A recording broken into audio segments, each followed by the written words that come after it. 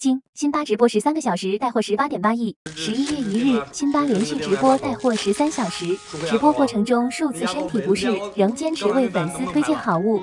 我缺氧，真缺氧，我氧。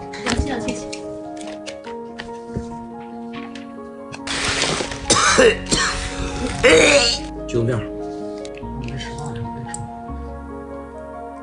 即使身体不适，辛巴表示也不觉得辛苦，因为自己背后有4000多万的粉丝用户，还有几千人的团队要养活。和大家一个家庭的几千万人算是一个家。我不在意说到底说，我只在意这个公司整个气氛呢，这种时候感觉更幸福。